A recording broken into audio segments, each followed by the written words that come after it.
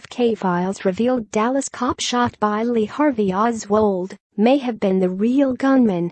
Fingers were pointed at Dallas police after John F. Kennedy was assassinated in the city, the declassified documents reveal. Those who believed the local force was behind the killing included Russian leader Nikita Khrushchev and one FBI informant even named patrolman JD Tippit, who was shot dead by Lee Harvey Oswald 45 minutes after JFK died, as the president's actual killer. According to a note sent to agents, the source was told by an H. Theodore Lee that the president was actually assassinated by Dallas police officer Tippit. The informant said Lee got the information from several previously active members of the Fair Play for Cuba committee. The note also said a week before the assassination, Tippit, who was alleged to be the head of the right-wing John Birch Society in Dallas, and a third man, possibly Oswald, met in Jack Ruby's nightclub. Ruby shot Oswald 2 days after Kennedy's assassination and died of lung cancer in 1967. The two men had supposedly met in a Florida airport as part of a group heading to Cuba to cut sugarcane and were heard discussing Big Bird by an informant. Lee would later tell the FBI that Communist Oswald was somehow involved in the anti-Castro movements as well as the FPCC, which allowed him to see both sides of the issues involved. Tippit was in his patrol car when he stopped Oswald as he walked down Patton Avenue in Dallas. After talking to Oswald through the window, he got out and was shot 3 times with a .38 caliber revolver.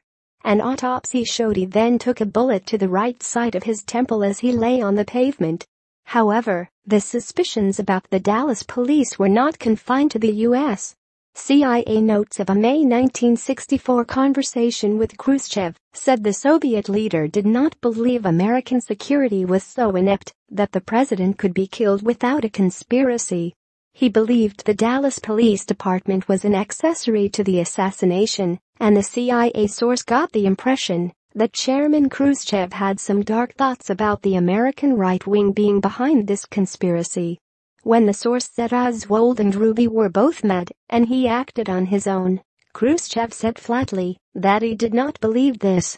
The Soviets also suspected then Vice President Lyndon B. Johnson could have been behind the killing, according to one of the 2,891 newly released documents.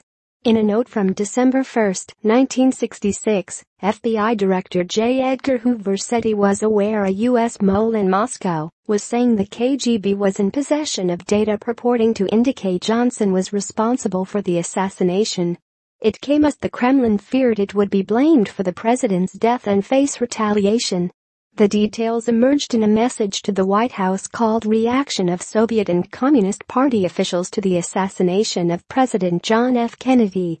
The declassified documents, containing more than 30,000 pages, have done little so far to silence conspiracy theorists who believe Oswald was a fall guy for a wider plot.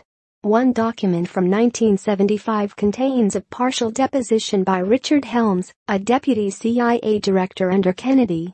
The intelligence chief later became CIA chief to the Rockefeller Commission, studying unauthorized CIA activities in domestic affairs. Commission lawyers appeared to be seeking information on which foreign leaders might have been the subject of assassination attempts by or on behalf of the CIA. A lawyer asked Helms, "Is there any information involved with the assassination of President Kennedy which in any way shows that Lee Harvey Oswald was in some way a CIA agent or agent?"